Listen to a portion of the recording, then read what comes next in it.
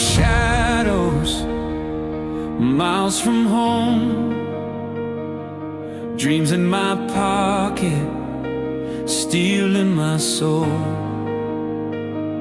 They tried to break me, they drew their lines, but my voice still rises through their lies. Every scar's a story, every wound's a flame, and I still stand. You'll know my name. When the call will come, I will rise, I will stand. With my heart in the fire, my hope in my hand. You can't silence me, I was born to be free. Through the storm, through the fight, I'll ride my destiny. They said wait your turn, they turned away, but my faith grows louder every day.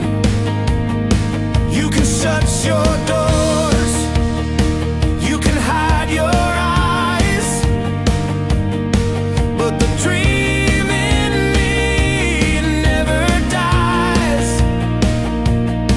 Every border I cross, every mountain I climb, I carry my people, I carry my time.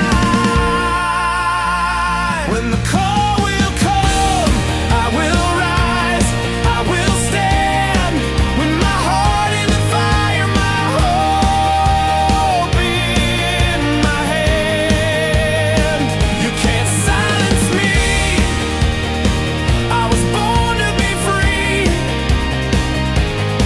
Through the storm, through the fight, I'll ride my destiny. We are the dreamers, we are the brave. The world will remember the paths we paved. You can paint us in shadows, but light will show. We are the roots that always grow. When the call will come, we will rise as one. Every voice, every color beneath the sun. You can't silence truth, you can't bury the free. We are the future, you can't silence me.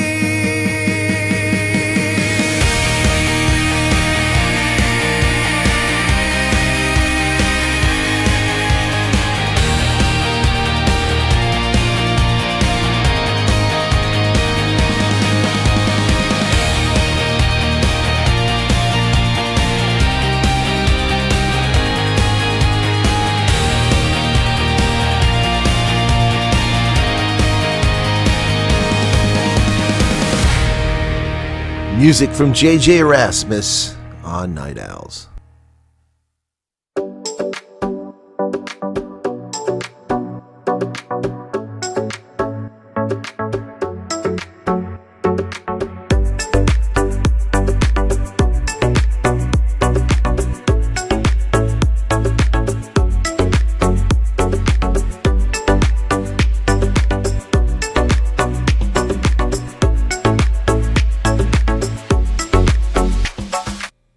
Good evening, folks. Welcome back to the program. It's Sunday, October 26th. It's a pleasure to have you all join me. What's going on with the hoodie here? Not quite in the right place.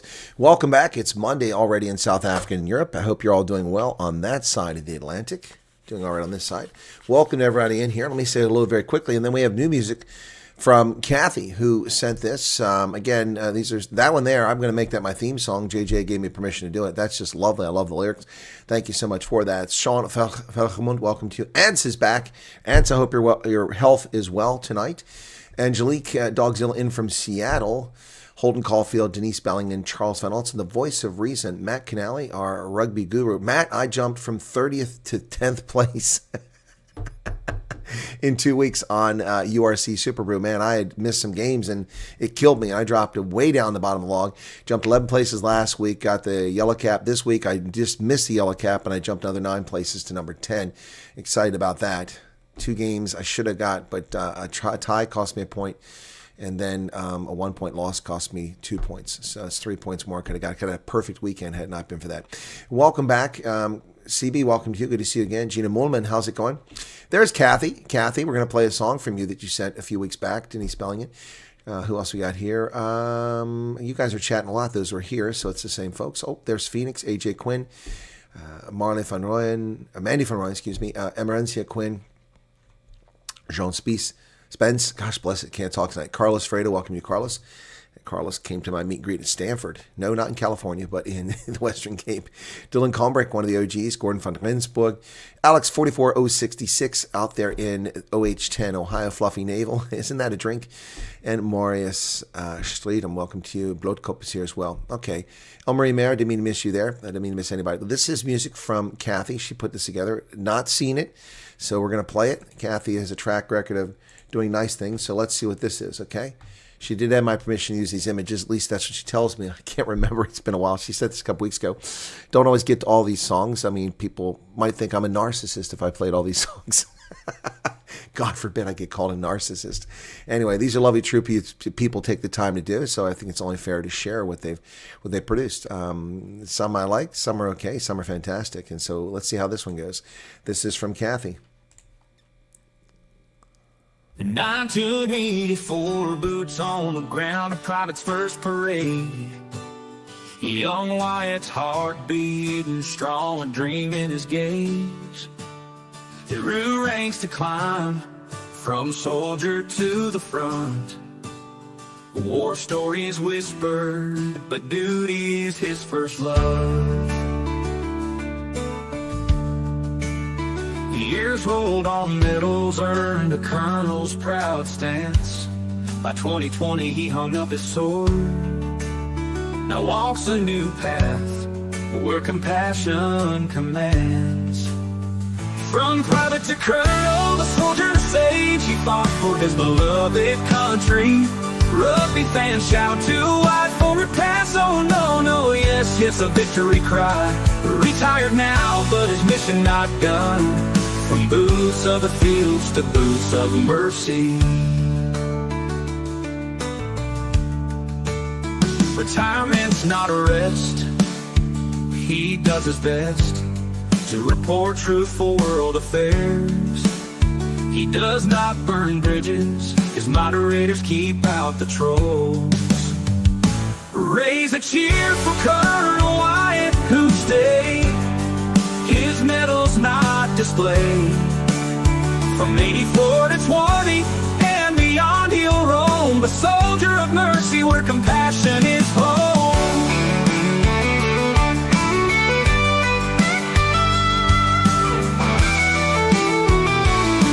From private to colonel, the soldier to sage, he fought for his beloved country. Rugby fans shout to wide forward pass, oh no, no, yes, yes, a victory cry. Retired now, but his mission not done. From boots of the fields to boots of mercy.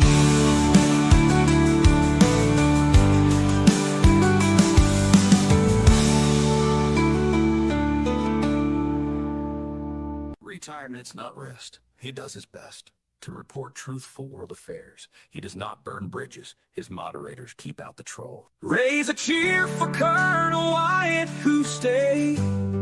His medals not displayed. From boots of the fields to boots of mercy. Retired now, but his mission not done. From boots of the fields to boots of mercy.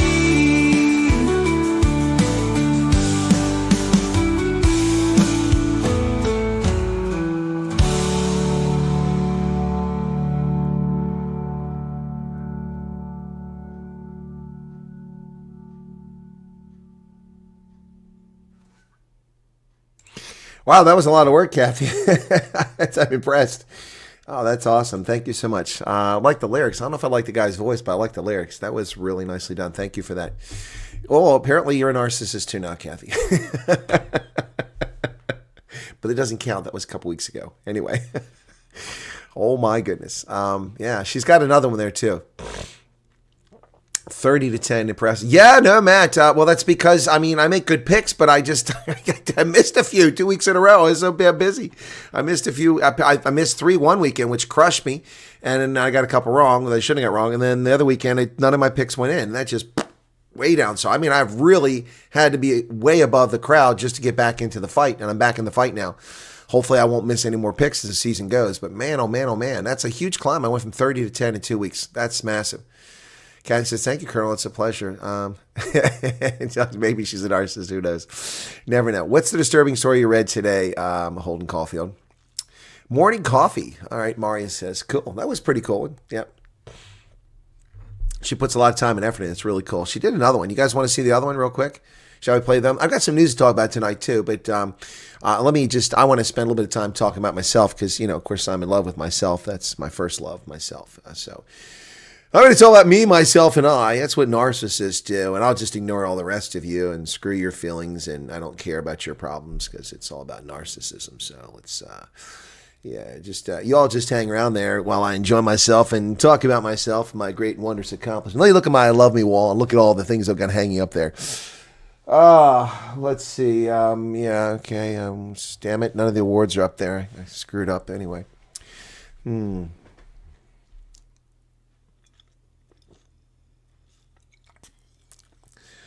that's pretty sick what you heard there, Holden. I didn't hear that story. Yes, it's the night of narcissism here on the program. Yeah.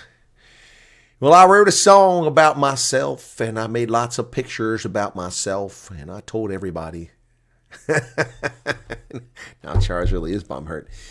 Charles, I haven't checked. How are we doing on your... Did you get any more donations today? Let me see. Where the heck did I leave that at? Come on. There it is. Okay, it was 19,084 earlier. Let's see if we got anybody to kick in. Yeah.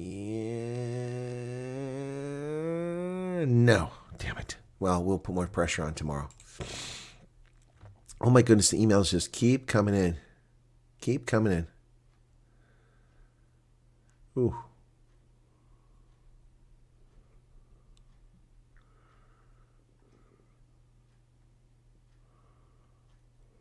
Huh. Lots of emails coming in from people. So, Anyway. Right. Please read your CV to everyone again. No, I haven't read my CV to anyone. I read portions of a CV. It's 14 pages long. No one has an hour to sit here and listen to 14 pages of a CV. Oh, your wife's checking. Okay, cool. That is shocking, Chris CB. Looks like the Dems gerrymandering has come to a crashing end with a court decision. I didn't see the court decision. JJ and I will have to look at making a song. Right? Don't make me look like a narcissist. Okay. I can never find a bottle for those Cokes. Yeah, I've got them everywhere, man. I've got one. I just got one this. Here it is. This is from the Women's Rugby World Cup, but I'm not going to use it because I don't want to scratch it up. Got that one. The one I use on this is a really solid one from the 2015 Rugby World Cup in England. So I had a really nice one from Djibouti, but the thing wasn't well made and it broke. The metal bent. It was like sucked. It was a nice memento, and I had two of them, fortunately, because one of them broke. So much for that. Anyway, so there you have it. Let's listen. Do you guys want to hear the other ones? Nobody said they want to hear it or not, but I'm gonna play it anyway because I'm curious. I haven't seen it. So this is another one from her. So she did this one afterwards. Let's see. She got that country music thing going. I don't think we've played this one. No, I don't think we played this one. This is about how me wearing hats. Okay, Mandy says yes. Charles says sure. Why not? Come on, it's narcissism night. Let's hear it. Ladies and gentlemen, welcome back to Narcissism Night. Here's our latest video. This one's all about me.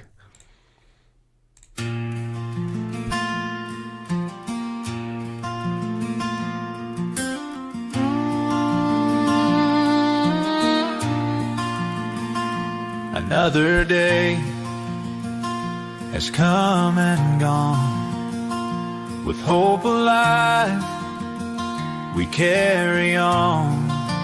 Our prayers are heard, they reach the sky. A brighter light is on Yesterday is gone, it's in the past. Today's a day to make your joy last. With hope in hand, tomorrow's yours to see. Live today and set your spirit free. It is there, I know it. I can still feel it in my heart. Oh, I have prayed for it for oh so long. It has been coming our way. Walking, talking, and holding our hands. Colonel Chris, you have not given up on us. Thank you for keeping that light in the horizon still burning bright.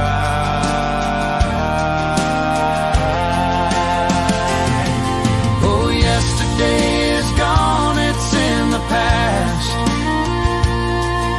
Today's the day to make your joy last.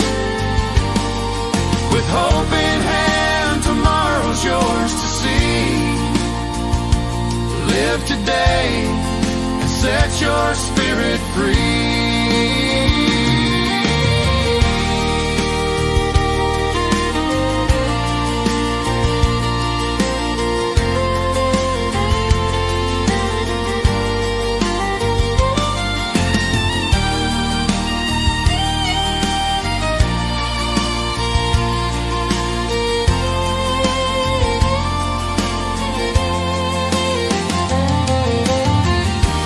Colonel Chris, you have been sent to us. Thank you for trying your best.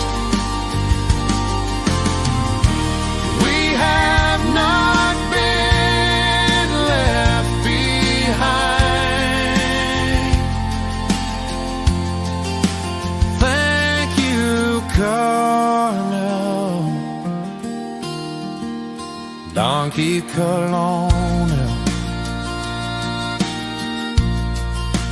Donkey colonial.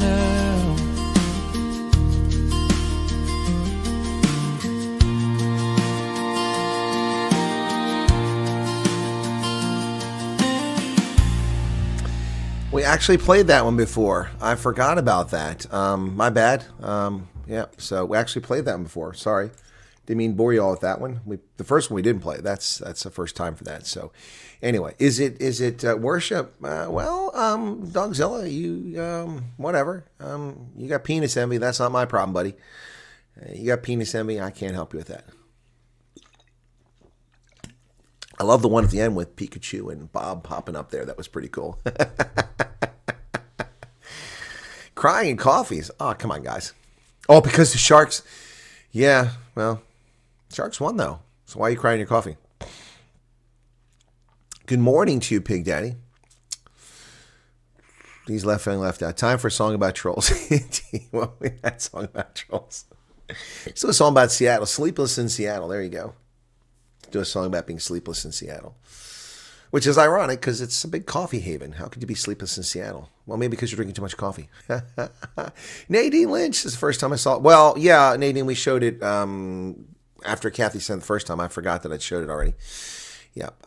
Meg Ryan, yeah. When she was pre-facelift Meg Ryan, when she was kind of smoking hot and attractive. Yep. She did 2 movies with Tom Hanks, and they were both pretty darn good. Sleepless in Seattle. Of course, little kids stole the show in that movie.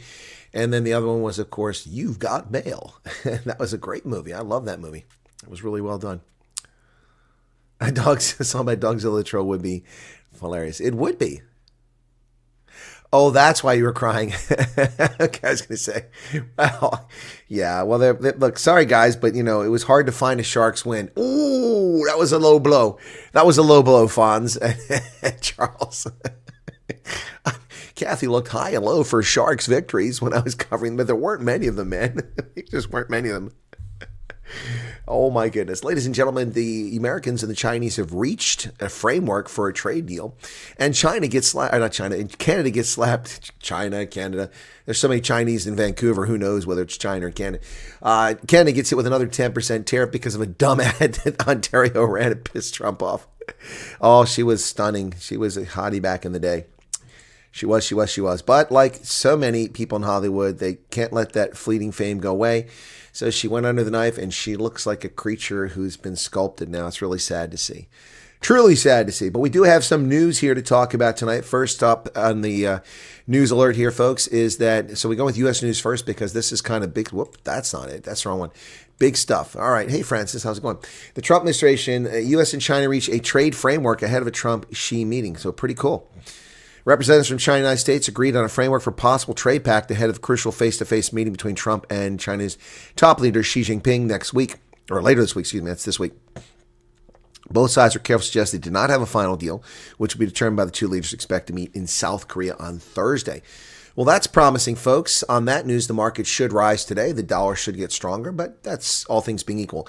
Javier Milei has won a big victory in Argentina. He won the mandate for a free market revolution in Argentina's election. Shores up momentum for self-described anarcho-capitalist economic programs. President Javier Milei scored a decisive political win today, strengthening his position in Argentina's Congress and securing a lifeline for his audacious free market revolution. With nearly 92% of votes counted, Milei's Freedom Advances party won almost 41% of the national vote, putting on track to more than double its representation in Congress. That means his party and allies should secure at least one-third of the seats in both chambers, a critical threshold that allows him to preserve his veto power and defend his sweeping decrees. The result, stronger than most polls have predicted, gives him fresh political momentum after months of unrest over deep spending cuts and a grinding recession last year. It also shores up his standing with Washington and the IMF, which have tied future financial support to the survival of his austerity experiment. Market analysts expect Argentine bonds and the peso to rally when trading opens on Monday, reflecting relief that Milei still has political traction. The U.S. announced a $20 billion currency swap this month to prop up Argentina's currency and promised to raise another $20 billion from private banks and sovereign wealth funds. Trump has made it clear his support was contingent on Milei's electoral success. If he wins, we're staying with him. If he doesn't win, we're gone. Trump said this month. Milei swept power 2 years ago on a promise of radical change, vowing to end the nation's decades-long struggle with runaway inflation and economic ruin through reckless spending. Well, there you go. He is a big win for Javier Milei. Congratulations. President Trump says in response to Canada's dumbass ad from Ontario, he is raising tariffs another 10%. So South Africa has 30%. Canada, on the goods that are not part of the U.S.-Canada-Mexico agreement, now pay 45% tariff. You think you got it bad in South Africa? 45% tariff. Wow. Measure was in response to what the U.S. president called misrepresentation of Ronald Reagan's comments. U.S. will impose an additional 10% tariff on Canada, President Trump said Saturday, a punitive measure in response to an ad campaign that he said misrepresented comments by former President Ronald Reagan. Because of their serious misrepresentation of the facts and hostile act, I'm increasing the tariff on Canada by 10% over and above what they're paying now. Wow. That's not good, man. There he is, Ontario's dumbass, Doug Ford, trying to piss off America. You know, we don't need to buy Chryslers and Fords built in Ontario, buddy. We can do without them. We'll buy Hondas and Toyotas built in America. U.S. airports hit with a snag as air traffic controllers are not available. Staffing issues, hours-long delays at some airports, including LAX, apparently. Airports across the nation experienced hours-long delays today due to a shortage of air traffic controllers. LAX issued a ground stop that lasted nearly 2 hours for flights departing to and from the Bay Area. This was due to a staffing issue at Oakland, the airport confirmed. Okay, well, Oakland is not LAX. That's a couple hours away. The temporary ground stop for flights connecting the San Francisco area happened days after LAX closed Terminal 5 for construction. Chicago's O'Hare delayed departures by 50 minutes today due to staffing shortages. New Jersey's Liberty Airport experienced a ground delay. What staffing shortages? It sounds to me like a work stop by air traffic controllers. We didn't have any shortages of controllers before today. Are they rebelling? Fire them. Reagan set the example. Fire them. They're essential employees. They don't have a right to do this. They can't show up for work. Fire them. And use military air traffic controllers. We did it before. We survived. Don't put up with nonsense from people who are essential. This isn't South Africa. We don't play that game. The military can't join a union. Air traffic controllers can't go on strike. You want to go on strike? You're out the door. I don't know if that's what's happening, but how do we suddenly have no air traffic controllers at 3 airports when we had air traffic controllers for 25 days of the shutdown? We didn't have any air traffic controller issues for the 34-day shutdown. The Democrats did. Well, June Lockhart, the beloved space mother from Lost in Space and also from Lassie, passed away at the age of 100. Lovely lady, fantastic actress, and an amazing individual. June Lockhart, beloved mother, figure from Lassie and Lost in Space, dies at the age of 100. Whew, man. She died Thursday of natural causes at her home in Santa Monica. That's a photograph of her from 1965 when I was just a babe. Of natural causes. She was very happy up until the very end, reading the New York Times and the LA Times every day. I don't know how she was happy reading those propaganda sheets. It was very important to stay focused on the news of the day. The daughter of prolific character actor Gene Lockhart, she was cast frequently in enjoying roles as a young film actor. Television made her a star. From 1958-64, she portrayed Ruth Martin, who raised the orphaned Timmy, John Provost, in the popular CBS series Lassie. From 1965-68, she traveled aboard the spaceship Jupiter 2 as mother to the Robinson family in the campy CBS adventure Lost in Space. And that's a photo from Lost in Space right there, with little Billy Mummy and Angela Cartwright. Her portrayals of warm, compassionate mothers endeared her to young viewers, and decades later, baby boomers flocked to nostalgia conventions to meet Lockhart and buy her autographed photos. Off-screen, she insisted she was nothing like the woman she portrayed. I love rock and roll and going to concerts. I've driven Army tanks and flown in hot air balloons, and I go plane gliding, the ones with no motors. I do a lot of things that don't go with my image. Yeah, anyway, so yeah, she was around for a long time, man. There she is in Lassie in 1964, before I was even born. Some lake in California, obviously. She said there were 4 dogs that played Lassie. They all did different things. There she is later in life in 2012, 13 years ago when she would have been 87 at that time. She was born June 25th, 1925 in New York City. Family moved to Hollywood 10 years later, and Gene Lockhart worked steadily as a character actor, usually in avuncular roles, sometimes as a villain. His wife, Kathleen, often appeared with him. She made her stage debut at the age of 8, dancing in a children's ballet in the Metropolitan Opera House. Her first film appearance was a small role in 1938, A Christmas Carol, playing the daughter of Bob Cratchit and his wife, who were played by her parents. Married and divorced twice to John Maloney, a physician, father of her daughters, Anne Kathleen and June Elizabeth, and architect John C. Lindsay. Wow. June Lockhart, gone at 100. Republicans, not true. Not true. Not true. It's a fairy tale. Doug Zilli, you're propagandizing again. They didn't extend tax cuts for billionaires. They extended tax cuts for the entire country. Most of the tax cut, percentage-wise, went to the middle class. So stop telling people fairy tales and start telling the truth.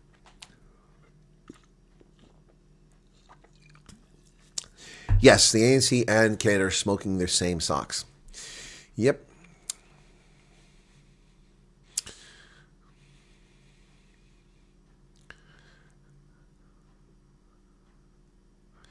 What is Nadine asking?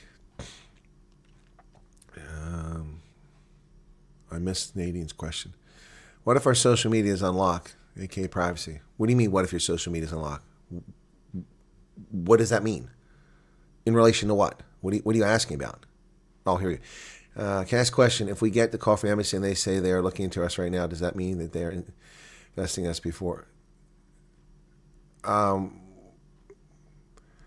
I don't know what you're saying, Nadine. Someone called you from the embassy, not from RSC, not from the Amerikaners. Someone from the embassy called you, the American embassy. That seems odd. The embassy isn't doing this. Was it someone from PRM? Was it someone from USCIS? I really can't answer your question unless you tell me who they were and where they're calling from. From the embassy, I find that hard to fathom. Not impossible, but it seems strange. The embassy isn't doing this process. The embassy is busy working U.S.-South Africa relations and providing consular services for Americans and foreign nationals trying to travel to America. So I don't think someone from the embassy, maybe someone that's working the embassy temporarily, but I need to know the organization they're part of in order to try to answer your question. And what does that have to do with your social media being unlocked? I don't understand, Nadine. What's the question? Okay, quit typing the same thing in here. You've already put in once, Nadine. I've asked, okay.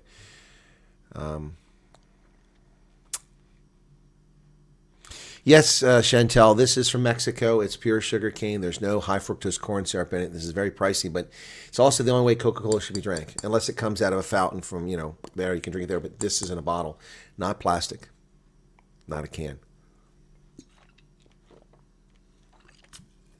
That's how Coca-Cola should be drank, if you drink it all. I've been to Israel. It was lovely there. Please don't upset Chris. Not upsetting me. I'm just saying don't keep typing the same thing in. We've talked about that before. Aha, yes. From a glass instead of a bottle. Okay, semantics. One of the apartments, my mom told me it's from the Embassy of the Refugee Program. Okay, so you didn't take the call. Your mother took the call. And she didn't know if it was from the Embassy of the Refugee Program. Okay, well, that doesn't really help. I don't know what they said. You're relaying a statement to me. It sounds to me like someone must have reached out to you from PRM or from the USCIS and said, okay, we're looking in your program. I don't know why they would call you out of the blue like that, unless they had a question for you. It doesn't make any sense.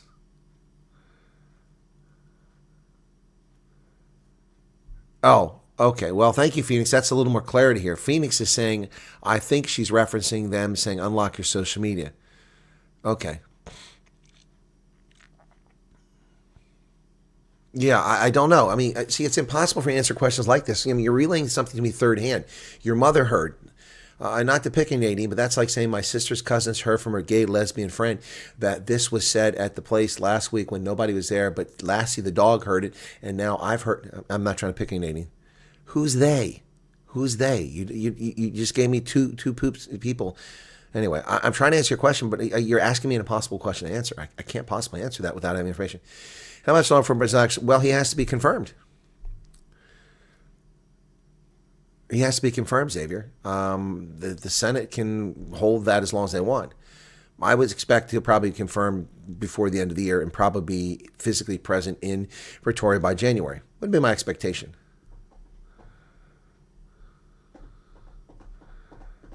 You had a call from the embassy. From the embassy, really.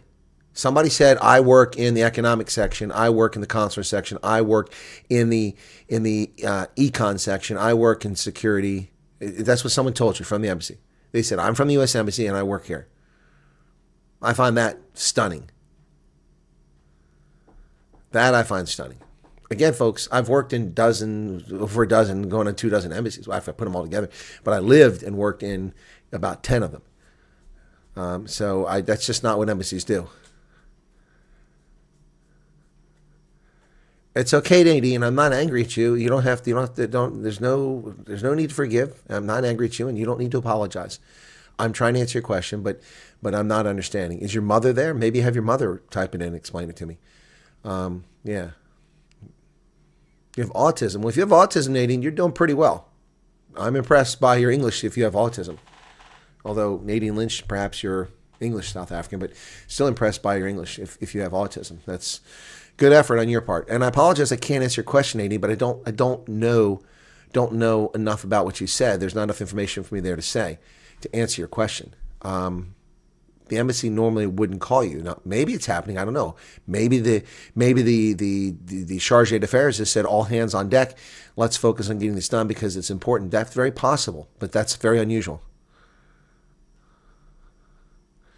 Right. Charles says, when I spoke to them from the state, they said State Department, not embassy. Exactly. I think people are just throwing that term around, embassy. It's like, I hear from South Africans all the time, well, I went to the embassy in Cape Town. I went to the embassy in Durban. I went to the embassy in Durban. No, you didn't. We don't have an embassy there. We have one embassy in a country. That's it. The embassy is where the ambassador, ex-plenipotentiary, I can't say it, and potential. Anyway, they got a title. It's where the ambassador is resident at. That's the embassy. That's the diplomatic mission. Other facilities are normally consulates where we provide consular service. In South Africa, we have diplomatic representation in 4 locations. Only one of them is an embassy. It's in Hatfield. The other 3 are in Durban, Joburg, and Cape Town. They're not embassies. In Germany, we have an embassy. It used to be in Bonn. It's now in Berlin. We had a consulate in Berlin. Now it's an embassy. They switched it after the unification. So we have an embassy in Berlin. We have a consulate in Bonn. We have a consulate in Munich. And I believe we still have a consulate in Hamburg. I could be wrong. We certainly have 2. So that's 3 different places we have those in Germany. It's because we have a lot of Americans there. Well, you're waiting for the next steps. Okay. Chantel says, Chris is so clever. It's okay, Nadine. You don't have to get your mom. Don't get your mom. Okay. Just when you talk to your mom, tell your mom that if you want me to try to explain what's going on, I need to know who talked to you. I don't need their name. I just need to know where they said they're from, okay? And that will help, okay? All right. Clipper, I wouldn't worry about it. I mean, what is there to be gained by calling and saying you're from the embassy? Tricking somebody? There's no money. Nobody's going to pay anything, so.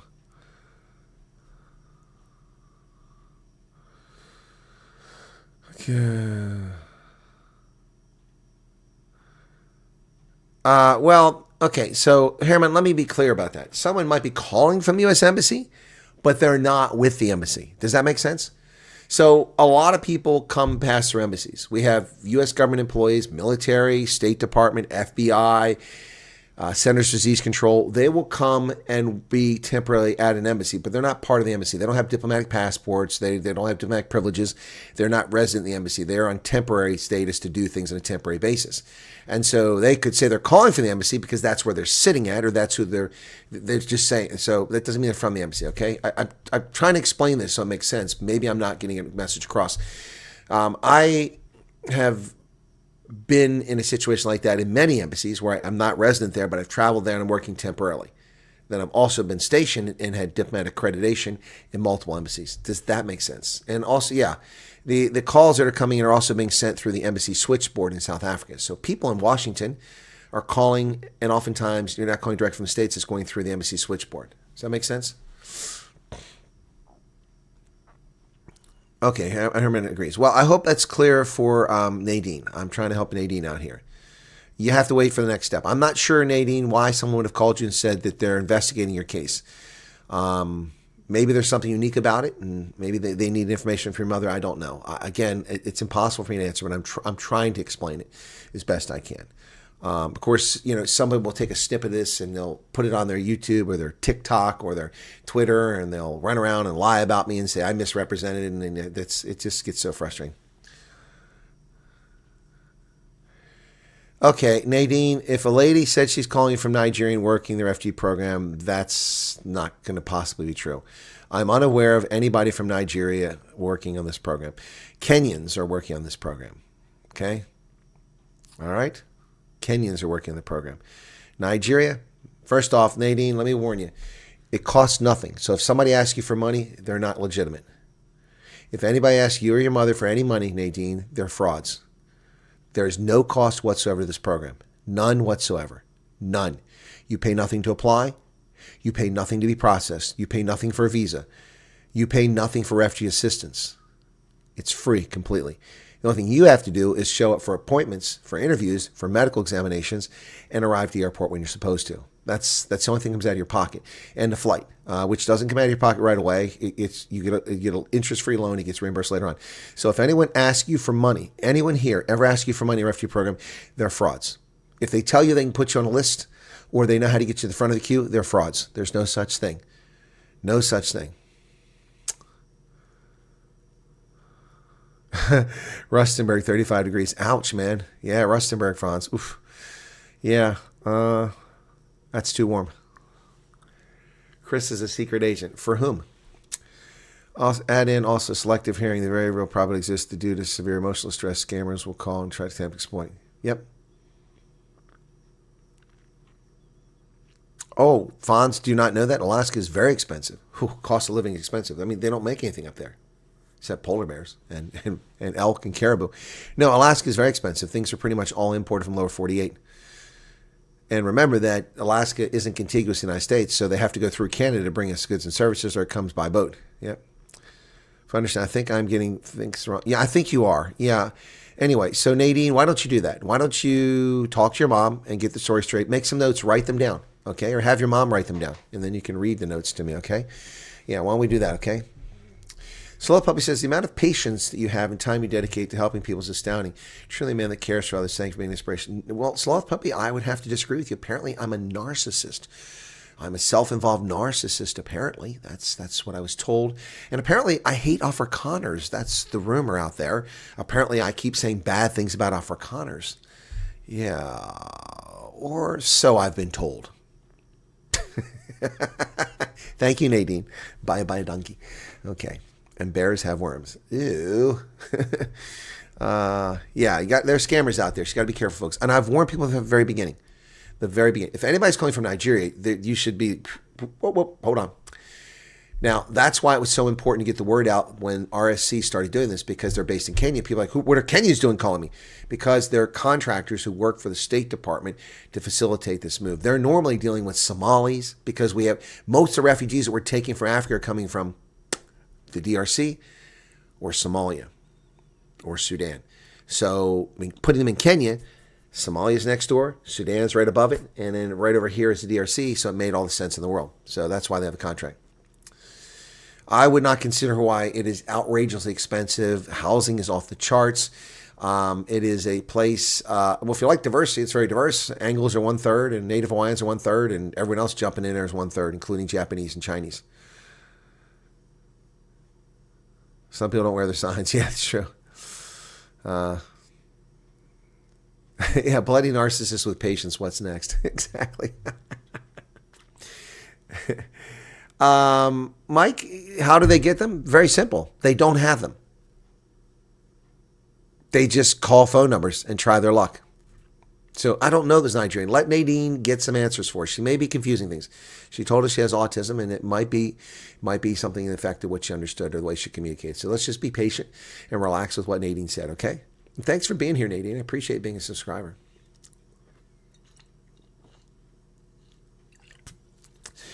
Folks, I have to remember that I speak at a pace, and the other day I used a word and somebody didn't understand it. They were honest and told me they didn't understand what the word meant, but I was kind of surprised. I mean, it's a word that I use frequently. So the word kind of caught me. I realized that not everybody has the same experiences in life, and have done the same things and experienced the same things. And that's my polite way of saying that not everybody has the same education level. Doesn't mean they're not smart, just means they haven't been exposed to it. So for instance, I used the word berate. I said, were you berated? And the person said, I don't know what that word means. Well, I appreciate they said that, so I wasn't thinking they understood. So I said, well, I mean, did someone harangue you? I didn't say that now, because that means about the same thing. I said, did someone give you a hard time? They understood that. Yeah. What about feckless? Feckless is a good word. Who said diverse was a bad thing, Dogzilla? Who said that? Why are you trolling? I just said if you like diversity, Hawaii is a great place for it. Why are you intentionally trying to pervert and distort things? It's not what I said. The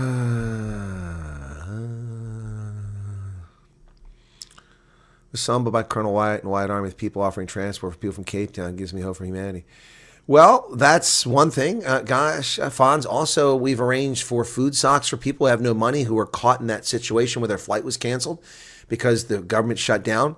So we've also gotten accommodation for a few families, one in Cape Town and a couple up north who were supposed to leave and they haven't left yet.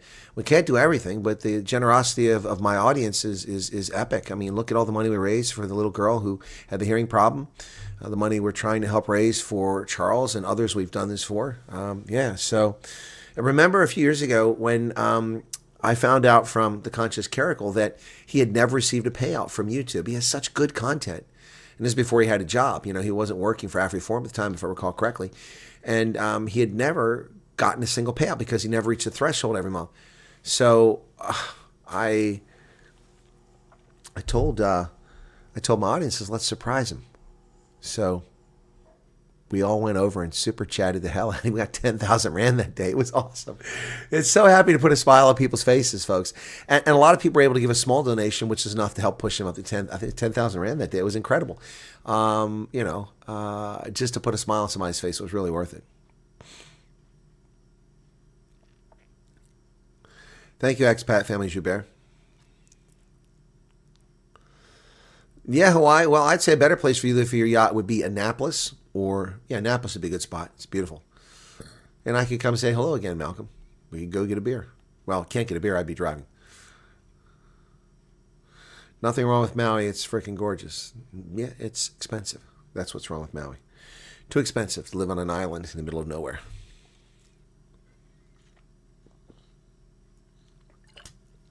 Petrus von der Linde. What's going on? Anyway, June Lockhart has passed away. That's kind of sad. A U.S. military helicopter and a fighter jet went down in the South China Sea. Everyone was retrieved. The Navy helicopter and F-A-18 Super Hornet fighter jet went down in the South China Sea on the 26th in two separate instances. The Navy's Pacific Fleet made the announcement on Twitter, stating that at approximately 2:45 p.m. local time, U.S. Navy MH-60 Seahawk helicopter assigned to the Battle Cats of Helicopter Maritime Strike Squadron HSM-73 went down in the waters of the South China Sea while conducting routine operations. Following the incident, separate 315, an F-18 Super Hornet fighter assigned to the Fighting Redcocks, the Strike Fighter Squadron VFA-22 also went down the waters of the South China Sea while conducting routine operations from the Nimitz. All 5 personnel involved in both accidents, 3 aboard the helicopter and 2 on the Super Hornet, were recovered safely in swift search and rescue operations and are in stable condition. The accidents are under investigation. No further details about the missions. Both operations originated from the SS Nimitz, the Navy's oldest active aircraft carrier, currently deployed to the Indo-Pacific region as part of the Carrier Strike Group 2. Yeah, was that 11? They come as concern escalates over Communist China's provocations. Well, who knows? Maybe the Chinese sent some freaking, electronic warfare or sent some sort of EMP and knocked them out of the sky. Who knows? Well, thank you for my MRI tomorrow. It is suspicious. How many refugees want to move to McLean, Virginia? Not me. Traffic in McLean? It's where the CIA's headquartered. Who wants to live there? A lot of rich people. House prices are through the roof in McLean, Virginia. You don't want to live in McLean, Virginia. Trust me. Trust me. Not the place to live. I paid a little over $1,000 for a rental car for 3.5 weeks on the Big Island. Firewood was nearly impossible to find. Well, $1,000 for a rental car for 3.5 weeks is not bad. It's not bad, Bloodkop. I mean, I rent cars for $1,200 to $1,500 in the UK. I mean, my rental car in the UK last time was, I think, £1,200 pounds, I think it was. Yeah, $1,800 for a month. It's crazy.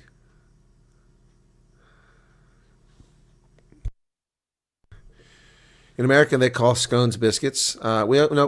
We say scones as well. Biscuits are different to us than a scone. Biscuits they call cookies. No, cookies are cookies. No, biscuits are what you put in gravy. They're big puffy things. Scones are tiny, flat, almost flat things that you get that like the Swedes have. And cookies are cookies. Cookies have chocolate chips in them. They have butterscotch in them. They have vanilla in them. What's my opinion, North Carolina? Lovely state, brutal humidity in the summertime. Not so bad as you get further west into the mountains.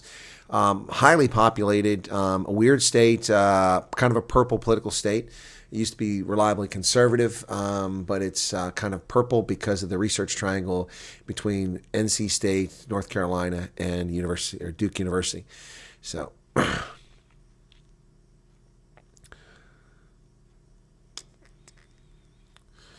well, MRI doesn't require rest. They're just magnetic resonance imaging. I just have to lay there and have a scanner. I think can go something like that.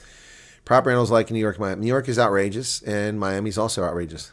New York, you don't want to live in New York. No, you don't want to live in New York. You talking about New York City? No. The only time I would ever lived in New York would have been during the reign of Rudy Giuliani. New York's a crap hole. Its violent crime is up. The morals of the city are gone. Now it's going to be run by a socialist, fascist, Islamic Nazi that's going to be running the country.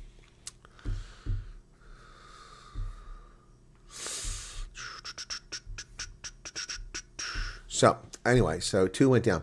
All right, folks, now I'm going to encourage you to, if you agree with this, to go sign a petition. Now, I've done a video which was published earlier, which, of course, YouTube will probably hide and nobody will find.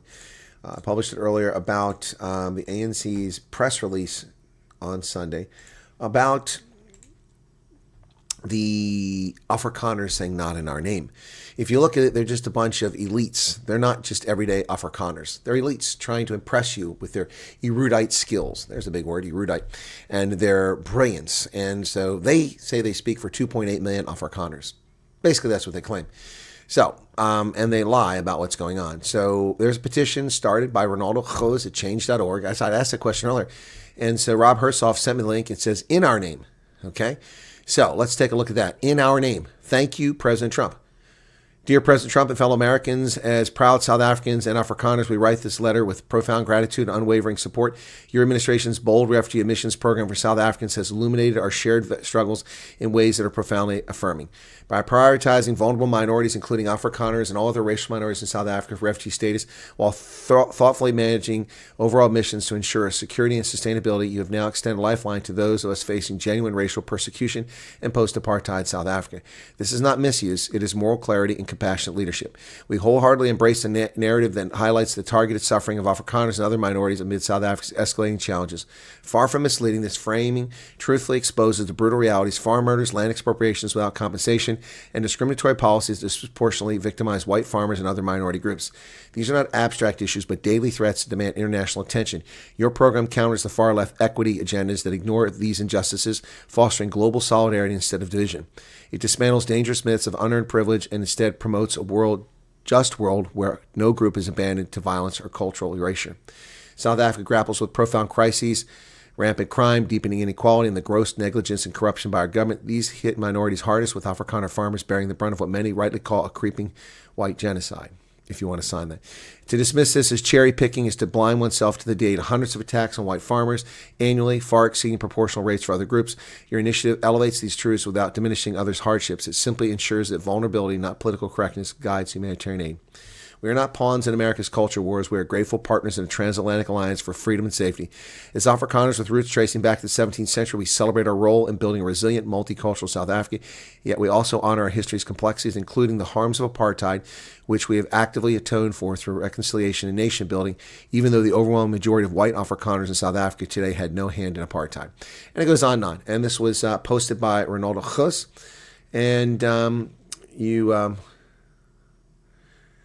you can sign the petition. As it had 1,000 when I looked at it earlier, now it's 1,327. So, change.org. I have no doubt that leftists will whine and somehow get change.org to take this petition down. They do that crap all the time. That's a petition for Ronaldo. So there you go. So hopefully you're not allergic to iodine, having MRI done for concussion. I'm not having an MRI for concussion. I'm having an MRI on my hip. Yes, the city that was attacked by radical Muslim fanatics on 9/11 just 24 years ago is now going to elect a radical Muslim to be the mayor of the city, a socialist communist. Tom says I can go play in Freeway. Stephen Orkia, welcome to you. I just don't get the Democrats. Safra's the closest. Yeah. Britain will be next. They're scared to go out of their homes and fear move out. Yeah, well, so's Ireland, man. The 44 dicks. I don't know. Yeah, that's a petition for Ronaldo, so. Nadine, you're welcome. It's my pleasure.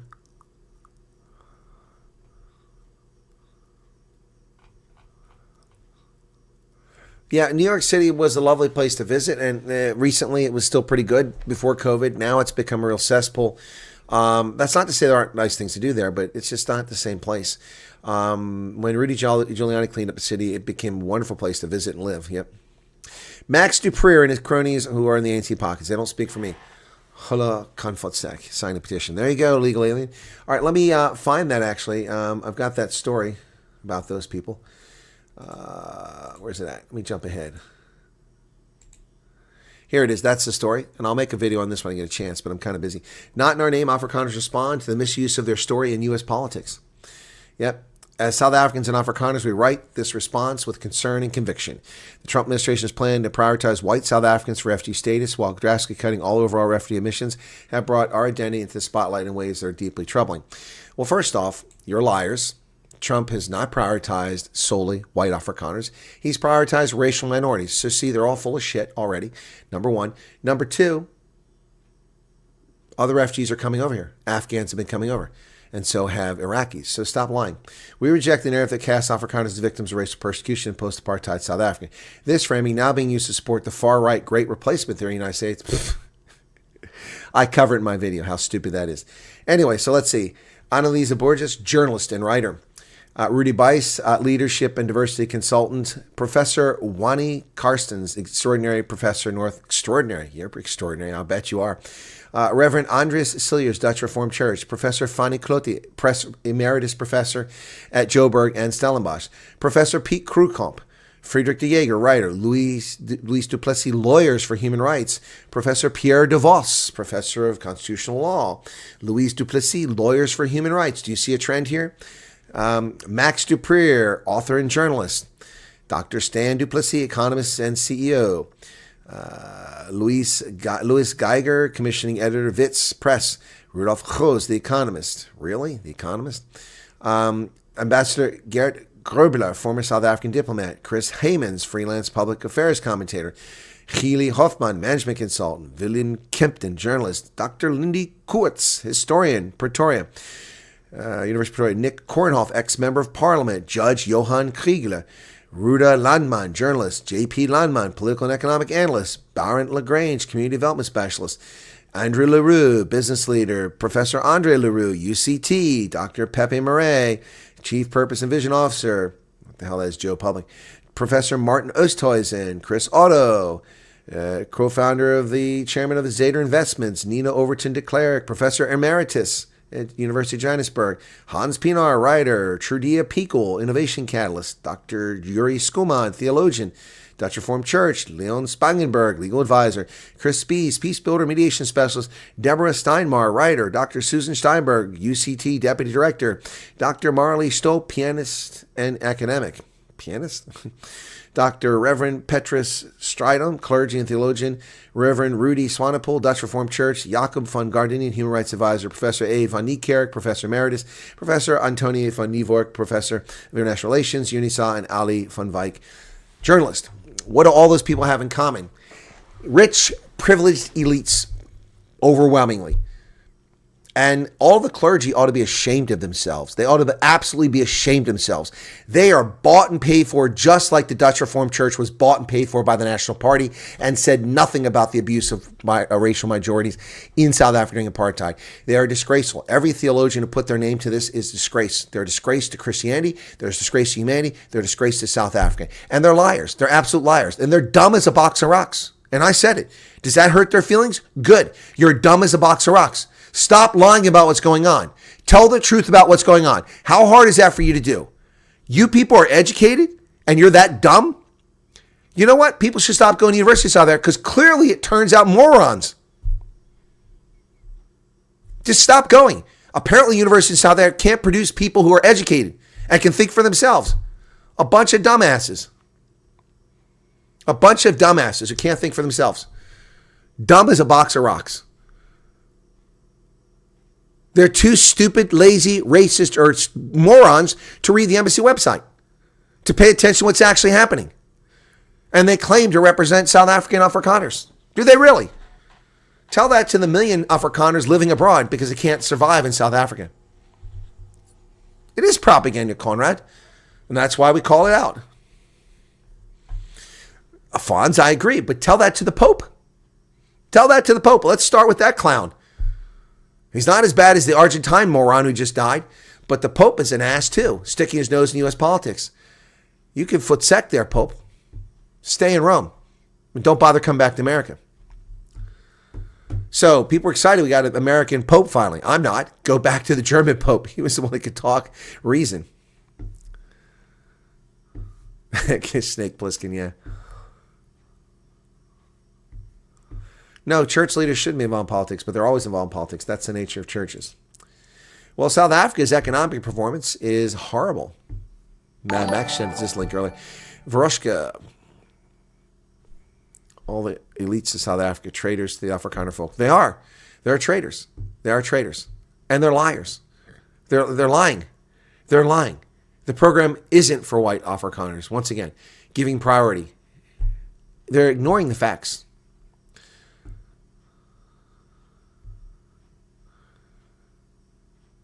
Well, that's awesome, Nadine. Cool. Xavier says, stop insulting rocks.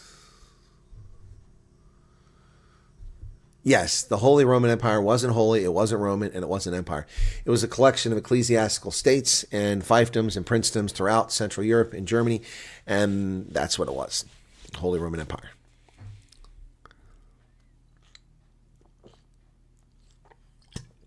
Trump doesn't want to help South Africa, Dogzilla. Trump wants to help South Africans. Why would he help South Africa? South African politicians have gone out of their way to insult America, belittle America, and undermine our values and our national security and our foreign policy. Why in the world would he go out of his way to help South Africa? He's helping South Africans. There's a difference. All right, folks, have a good day.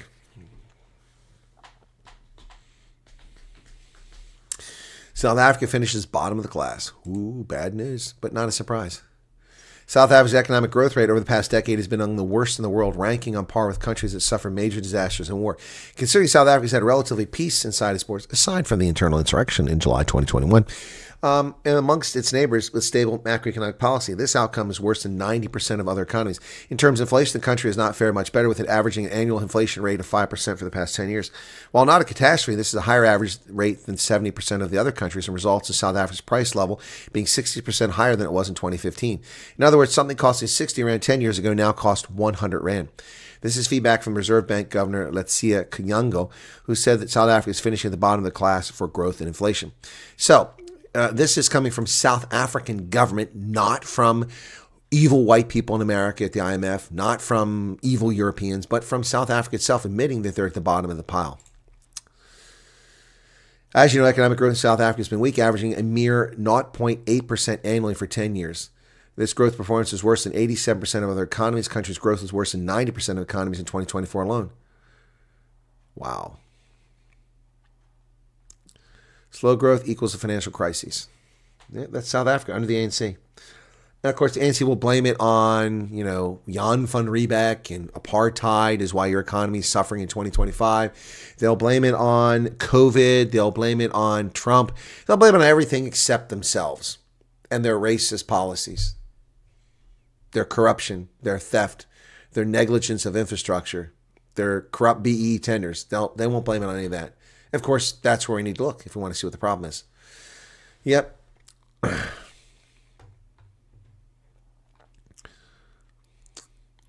The Coke tastes fantastic, Nadine. This is made with cane sugar. It's great.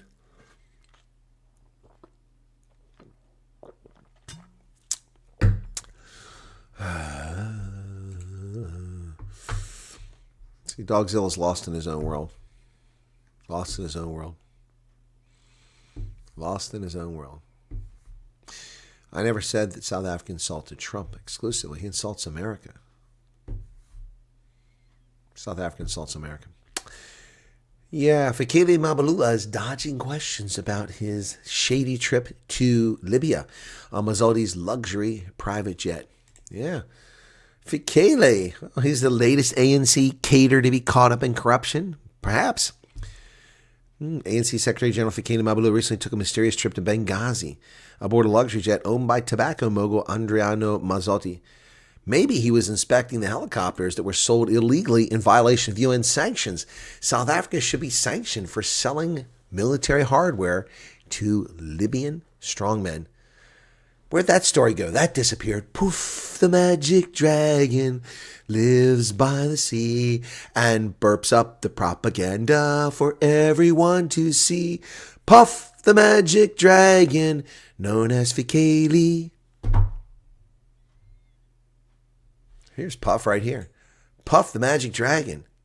Always bellowing bullshit. But he's quiet now. He's quiet now. ANC Secretary General Fikile Mabalula went to Libya on a trip. Undue affluence? Buying access? Quid pro quo? There was no quid pro quo. Yeah, he frequently shares details of his local travels on social media, but he refused to disclose the purpose of a visit to North African country 2 months ago, nor would he reveal who covered the travel expense. The total flight cost is estimated $1.7 million, including fuel, crew, fees, and landing charges. 1.7 million Rand. Is Fikile Mabalula bought and paid for? Is he corrupt?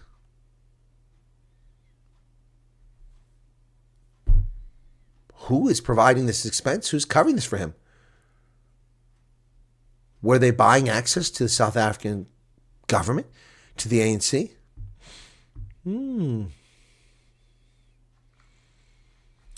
Oh, Dogzilla. Gosh bless it. We have to explain everything to you again. All right. 75% tariffs on our poultry. We give South Africa access to our economy, 1,800 goods covered under AGOA for 20 years. 25 years. Duty-free access. And they slapped 75% tariffs on our chicken. They ban our pork imports for no reason whatsoever, creating fictitious rules to prevent our pork from coming in. They put quotas on the number of American automobiles are allowed to be shipped in the country. Meanwhile, they can ship everything they want here duty-free. Stop your delusional world, Dogzilla. Get a clue. Get a clue. No reason, no sense. All the sense in the world. All the reason in the world. All the reason in the world. Yeah, that story just disappeared about the illegal UN sanctions violation. South African politicians love to talk about America is unilateral and breaks UN law. There is no such thing as UN law. The Convention of the Sea, I suppose you can call that a law, but that's about it. There are voluntary agreements that people sign up to, surrendering their sovereignty, but they can revoke that any time. So, Fikile, what about the helicopters? Were you involved in that? Who paid for the 1.7 million rand for Fikile Mabalula to travel to Libya? Inquiring minds want to know.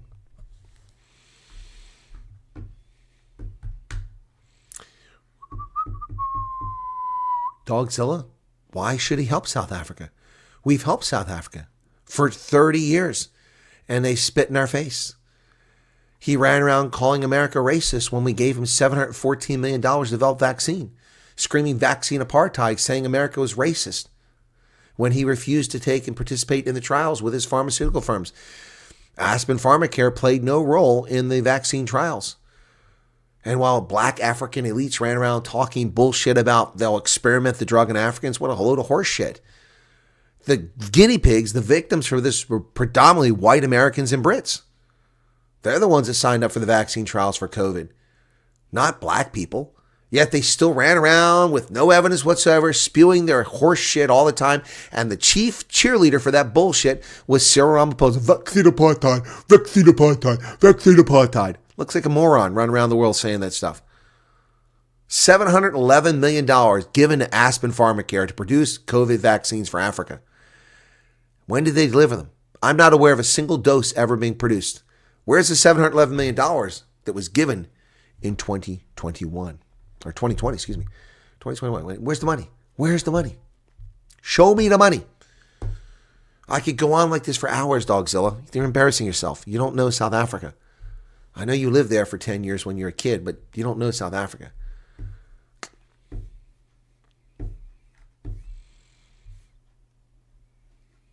Well, that's what we did for years, Dogzilla.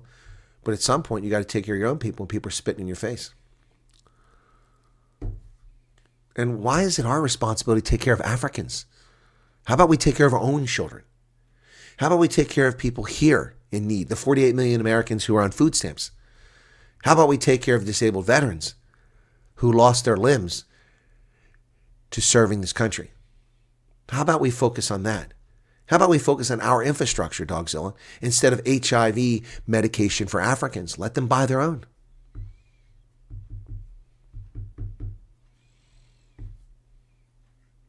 That's not accurate, Dogzilla. No, that's not accurate. That's not true. I'm sorry, Arctic. Now I'm confusing Dogzilla and Arctic. Arctic, that's not accurate what you said. That's not accurate. Heard last night that there's going to be 14 hours of load shedding. I'm not surprised, Helen.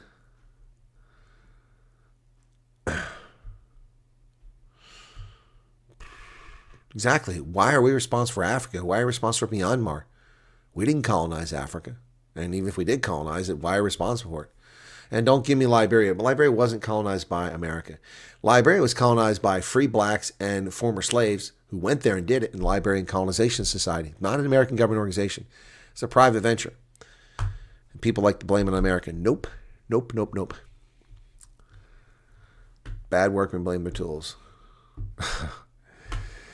Oh my gosh. Okay, Dogzilla, that comment's being deleted. Keep it up and you'll get a timeout. I mean, I've told you, Stupid trolling is going to get you in trouble. That's a stupid troll comment. All right. Stop. Oh, I almost put you in a timeout. I meant to just delete that. Remove. All right. So stop trolling. Add something to the conversation or go away. Okay. You are just an attention seeker and you're getting lots of patience tonight. But the patience is worn thin. So either you start contributing or you hit the road jack. All right. So apparently no further information was available for the Jan-Hendrik Wesel's 9-game sanction. Akers confirms that Jan-Hendrik is guilty. Verdict reached with no new evidence. What? The decision to ban Bulls utility front rower Jan-Hendrik Wesels to 9 matches for groping is looking shadier with each passing day. Not only has Bulls coach Johan Ackerman confirmed that it was made without new evidence, but the player didn't even plead guilty. The disciplinary panel's delay with the written verdict has also delayed the Bulls from appealing the decision. So what is going on here? So I said with this thing, maybe he pled guilty. We don't know. Why? Because World Rugby had failed to publish the disciplinary results. They told the pro world, but they didn't publish it. Highly unusual. Let's go to World Rugby and see if it's up now. It wasn't up there yesterday still. Why is this one being held back? Why did they not announce this? Is this yet again an effort? Now, the conspiracy theorists are going to say this is an effort to hurt South Africa, help the Springboks. The Springboks are just around the corner. And they're going to say that's the reason why. That's what we're going to say. That's what we're going to say. There is no disciplinary action here still. 19 October is the last one listed. Why is World Rugby not announcing what happened in this hearing? And Jan-Hendrik Wesels, what's going on there? I mean, if there's no new evidence, and if he did not, there's no in the game they couldn't find evidence of it. So why is he suspended for 9 games? He didn't plead guilty. They have no evidence. So what are they going on? The word of the other player? You're way behind, Helen Troy. I've covered that story. Bulls coach Johan Ackerman has confirmed there was no new evidence in the disciplinary hearing where Jan-Hendrik Wesels was handed a 9-game match ban for allegedly groping the private parts of Connacht's Josh Murphy. Wow. He was accused of the offense in the 18th minute. Instead, referee Mike Adamson punished the flanker for retaliating by striking Wesels and attempting to headbutt him. A 20-minute red card for Josh Murphy. But having been cited for the incident, Wesels was found guilty by a judge panel, which handed down the 9-game suspension, 3 of which were knocked off for suspended good conduct before and at the hearing. The reason being that they were satisfied that an act of foul play had occurred. How are they satisfied? Being satisfied that foul play had occurred would require fresh and more conclusive evidence, but Ackerman said the guilty verdict had been made from the same inconclusive footage used by Adamson and company. Speaking at the post-match conference, the defeat to Glasgow on Saturday, Ackerman explained the latest in the controversial ruling, which was effectively put rugby's judicial system on trial for bias. There was no other footage that I was aware of that was brought from a different view. So whatever the facts were in the hearing were the same facts that made the decision during the match. Obviously, I'm not going to say too much because I think the appeal is in. So now we just have to wait for a date for appeal. From a rational perspective, one would imagine that if there was no new evidence and Ackerman was the second source to confirm there wasn't, it would take the player making an admission of guilt, finding him to go against him, which is what I said. That's what I said. I said, I guess he must have pled guilty to it. The praise for Wesels' good conduct around the hearing would also suggest that he'd been cooperative, right? But News 24 has reliably learned from the Springbok, who, pending the outcome of the appeal, will no longer go on World Champions Tour, he didn't plead guilty. That would suggest the panel made up of chairperson Declan Goodwin from Wales, Simon Thomas from Wales, and Leah Thomas from Wales came to their conclusion on the gut feeling and believed Murphy's word over Wesels. Is this another attempt by World Rugby to sabotage the Springboks? This is a horrible precedent, Dirk Coetzee, for World Rugby. World Rugby is a joke. It's been a joke for a long time. The way they issue press credentials is a joke. The way that they adjudicate these hearings is a joke. Their stupid ruling for only 30 matches, they pretend to care about player safety, is a joke. Unbelievable. It's unbelievable. This is a bad day for World Rugby. Bad day. Exactly. Not even a rapist is convicted on the strength of testimony from victims. So what the hell? What is going on here? What is going on here? Yes, potential box squad being shafted ahead of... Exactly. So they're going tour in Northern Europe, and they have to play France and Ireland in England. France and Ireland are going to be tough matches. And now they've lost their number 2 hooker because of interference from this panel. Wow. Gut feeling. Huh. Yeah, Josh Murphy, who had a red card expunged. Exactly. What a bunch of nonsense. What a bunch of nonsense.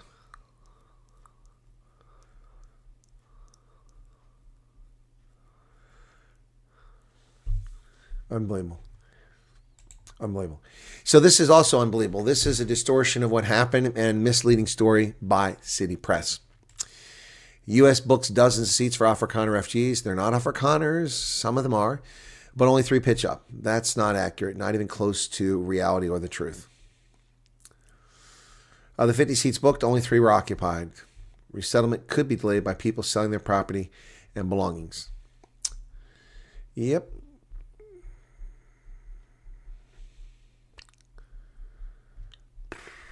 Anyway, I'm not going to cover this story anymore. It's sad. Anyway, Veslis is going to be our superstar Type 5 player for the next decade. Awesome all around. Well, not now. Now he's had a red card and a 9-game suspension. Next time he's accused of something, they'll judge against him and he'll get banned for a year. You watch.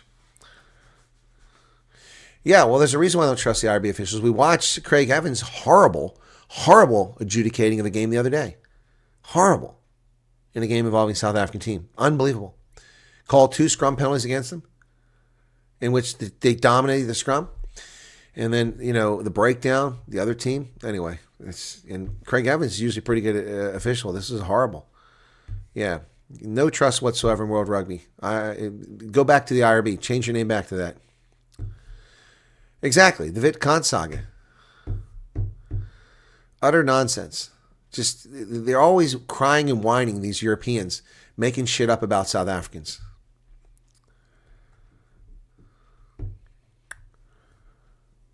Yep. Well, it's not the IRB, Charles. I wish it was the IRB. That was a cooler name, the International Rugby Board.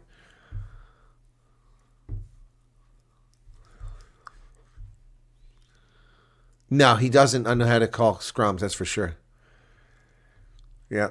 Someone must have talked to him at halftime because suddenly it started going the other way. Yep. So, Transportation Minister Barbara Creasy wants to turn to the private sector to invite them to modernize South Africa's rail system. Why?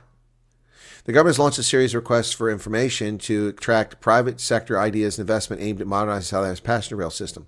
Transport Minister Barbara Creasy announced the initiative in Pretoria on Sunday, describing it as a key step in making the rail the backbone of the country's transport.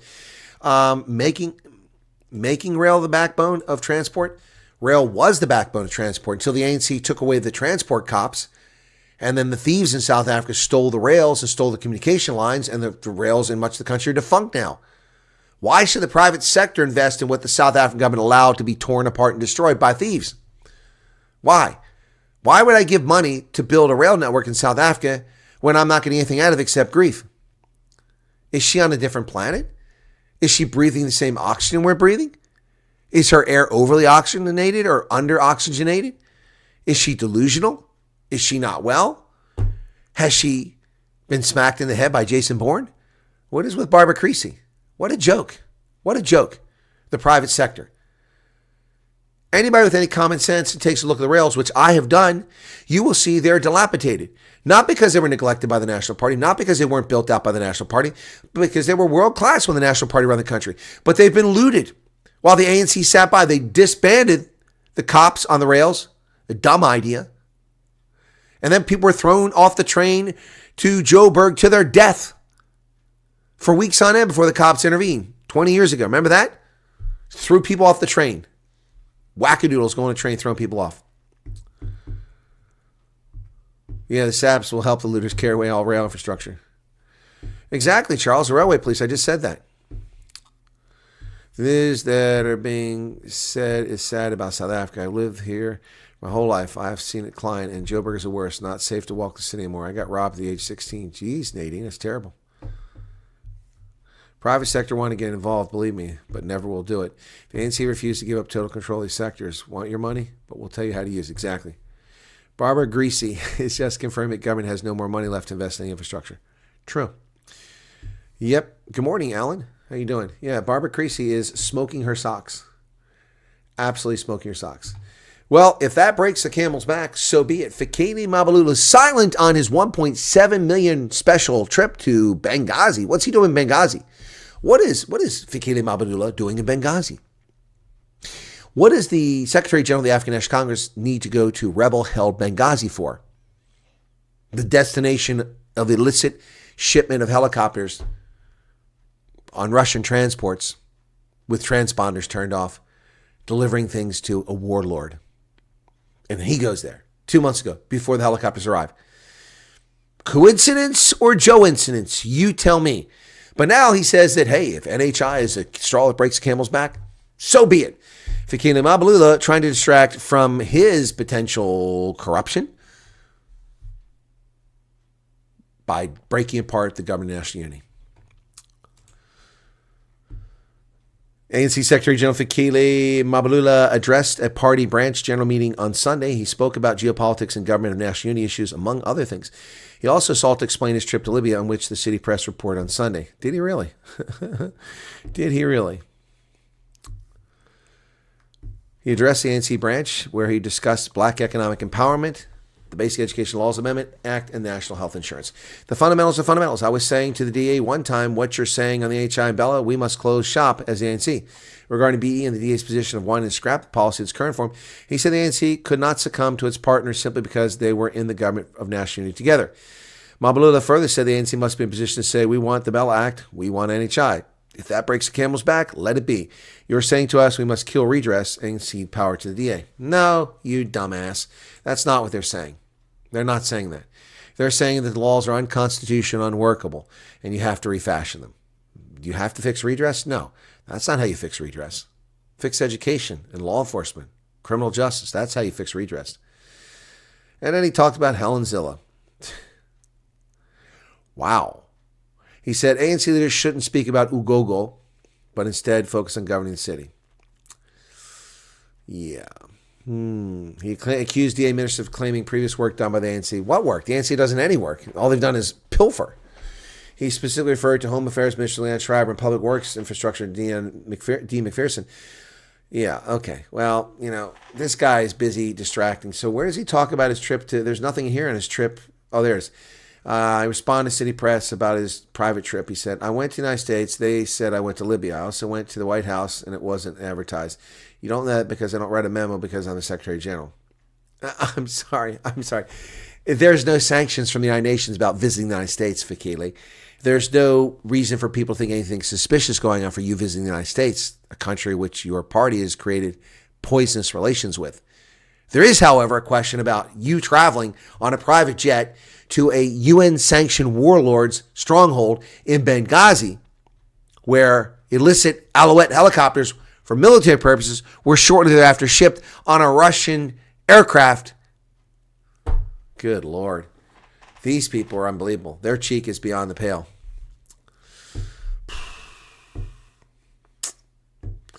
Take care, Rory. Yeah, I'm sure it's a lot more than 1.7. Yeah, I'm sure of that. 1.7 is not even $100,000. That charter there costs $250,000 easy. Yep. Everyone's being publicly accused of corruption. You're right about that, Dirk.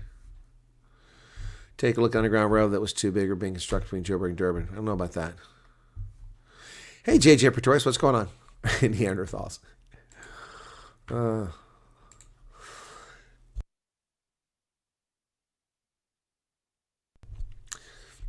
Liberia agrees to accept wrongly deported migrant Abrego. He's not a migrant. He's a criminal alien invader. Oh, my goodness.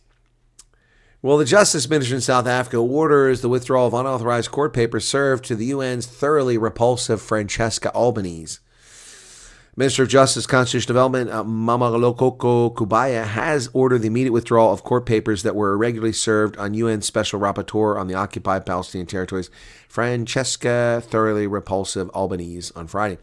The papers were delivered by a sheriff acting on unauthorized instruction issued by an official in the Department of Justice and Constitutional Development without the knowledge or approval of either the Minister or the Director General. Oh, so the Minister and Director General approve every issuance of papers? That sounds like horse manure to me. Yep.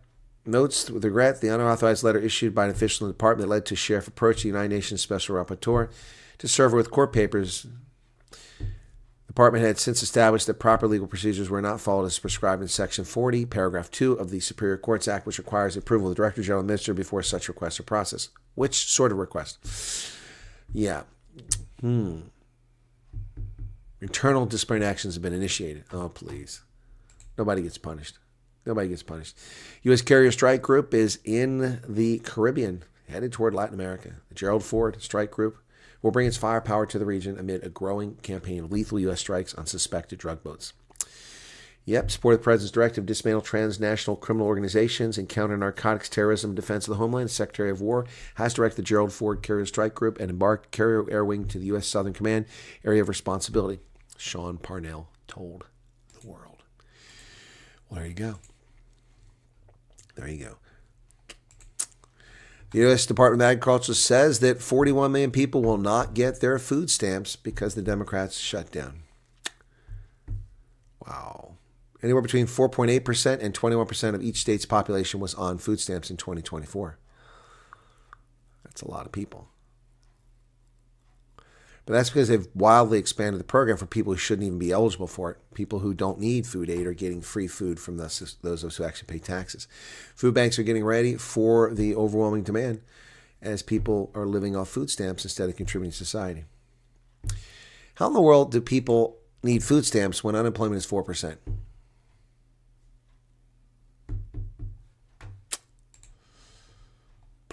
There are many reasons for it. Anyway. Yeah, so Chile qualified for the World Cup again, back-to-back times.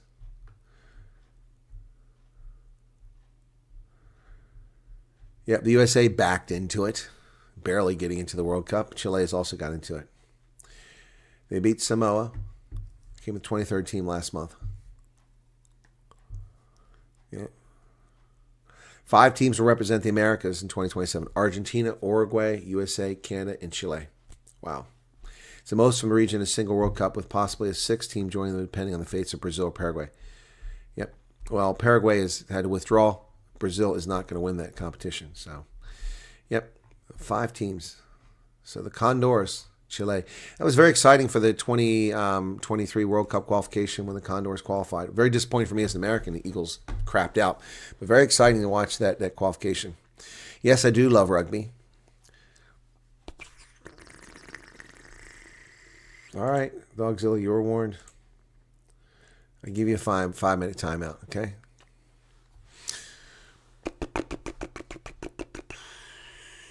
Thank you, Chantel. Good morning. Who's tired, Nadine? You're tired? I'm not tired.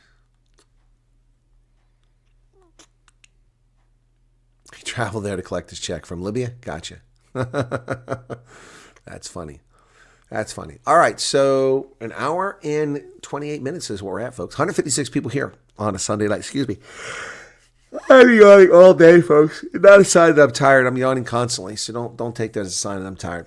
But, yeah, hang on a second. I check my phone here. Okay, cool. I got to get up early and do a lot of stuff in the morning, so 36046 gave a super chat. Did I miss any super chats earlier? Let me take a look at that, okay? Also, I want to see how the video is doing that I did earlier. Probably not so well. No, YouTube is really hiding my stuff. So it has 1,400 views. Normally at this time it would be... That doesn't make any sense. Oh, that's not telling me what the normal... Oh, normally it'd be at 3,900. So it's way behind. My views are getting fewer and fewer. Democrats voting for against budget will need food stamps for food.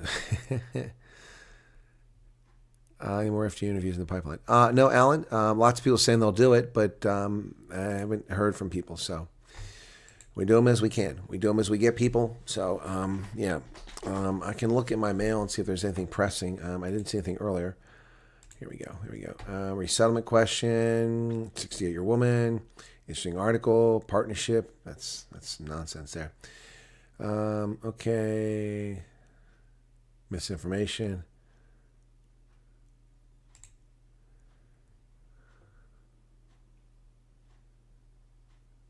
Oh, my goodness. Oh, wow. Okay. Wow. Okay. Okay. Very disappointing. I'm not going to talk about that publicly, but very disappointing. I have to apologize to a South African who I tried to help, and it didn't go well.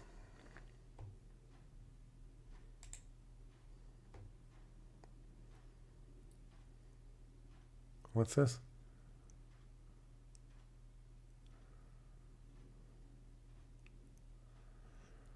Okay, people are talking to me about pet stuff. I have nothing to do with it. I don't know what they want me to do. Oh my goodness. My goodness.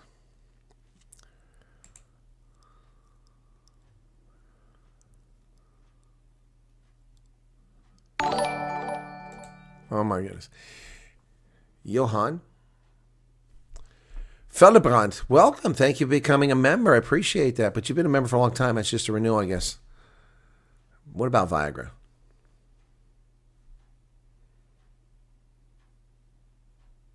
Oh, he's talking about shadow banning. Yeah.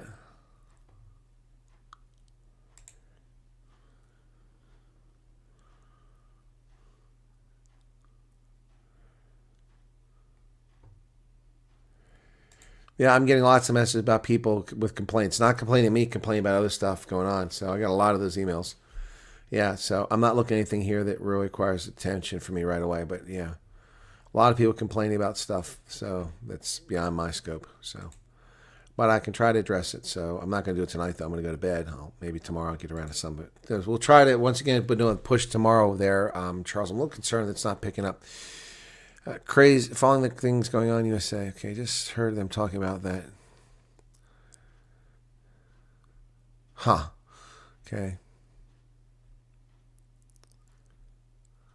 What did Buster B say?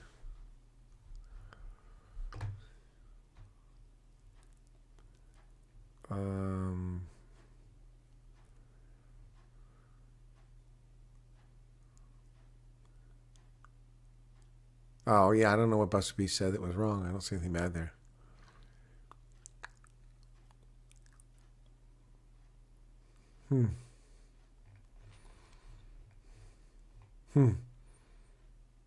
Directed energy weapon.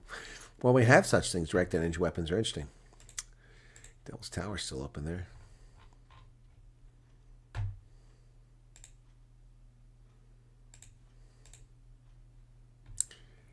I got messaging here on that. What's this?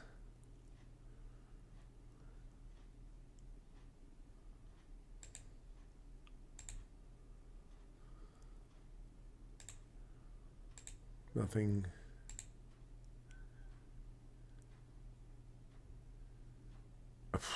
No, I don't have anyone there. Sorry, folks.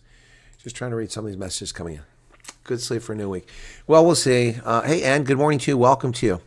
All right, so we've covered a lot of the news. We've talked about a lot of things out there tonight. Anybody have any questions about anything in particular that they'd like to address here? Don't forget, this weekend we have two important things going on when it comes to rugby. Springboks are back in action, and we also have Namibia in action, trying to get that final spot for the Rugby World Cup, and fingers are crossed that they get it. But let me take a look at the Springbok test. Test matches, November. Let's see what we got here. November 1st, they're at Wembley versus Japan. Should be a big win for them. Then they play France on the 8th. That's going to be huge. Yep. Actually got 5 games in November because of the length of the month. They go from the 1st to 29th. Japan, France, Italy, Ireland, Wales. Should be 2 easy wins in there, 3 easy wins in there, and 2 big challenges, France and Ireland. But you can't let your guard down.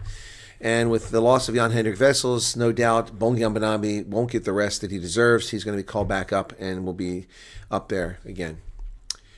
Blue crab season is ending.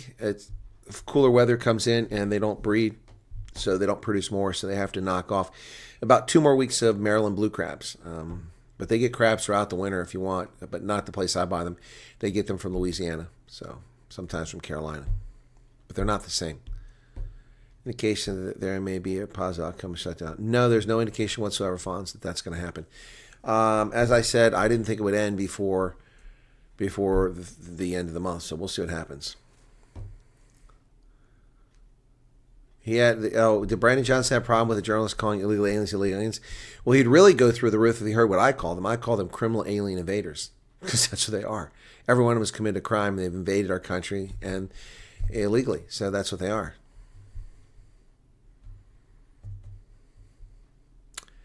What does who expect I should do, Joubert?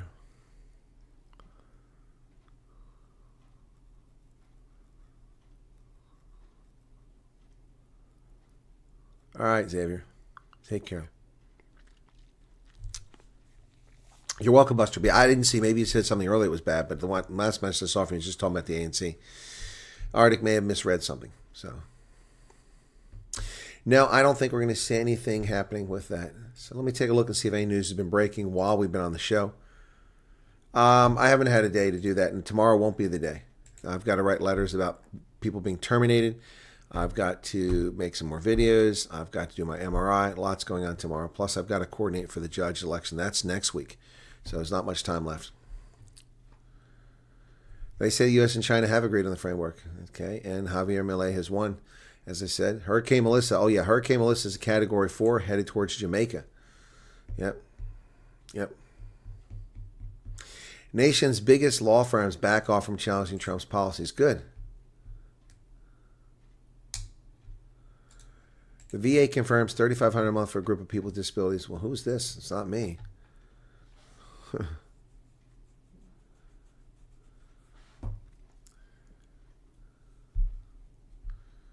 Oh, that's 100% disability.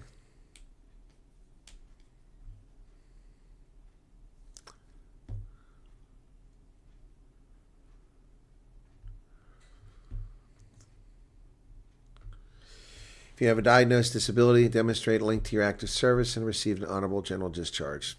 I get all that, so, yep.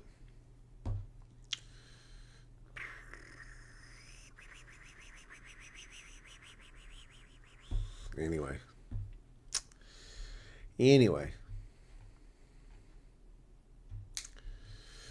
I'm not really sure. This is just a nonsense story. I don't know why they're running that story. Anyway. Smaller law firms being pressed to the limits as they try to pick up the legal slack. The largest law firms in the United States have been far less likely to challenge President Trump's policy than they were during his first term, and smaller firms are carrying much more of the burden of high-stakes legal challenges. Large firms representing plaintiffs in 15% of the cases challenging Trump's executive orders between the start of his first term in January and mid-September, compared with 75% of those cases in his first term last time. Well, good, because they're not stupid. So they shouldn't be challenging things that are perfectly legal for President Trump to do. Yep, Hurricane Melissa, a slow-moving storm is forecast to reach Category 5, which could be the strongest to hit Jamaica on record. Jamaica officials warned Sunday that some communities may not survive catastrophic flash floods on Hurricane Melissa, a powerful Category 4 storm. Sustained winds at 145 miles per hour, moving west at 5 miles per hour. Centered 125 miles south-southwest of Kingston. Wow. It's generating 10-foot waves as it drinks up 85 degrees seawater. Storm's minimal central pressure measured power was estimated 933 millibars and dropping. That's a strengthening. Wow. Well, that's not good, folks. That's not good.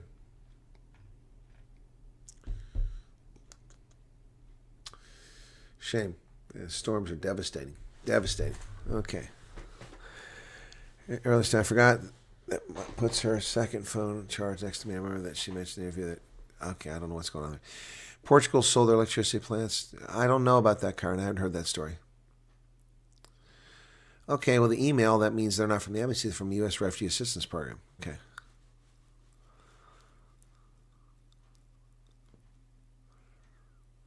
All right, guys, let's wrap it up here, okay? All right, people are starting to drift off on me, not me drift off on them. So that's going to do it for here. Thanks for being here with me tonight.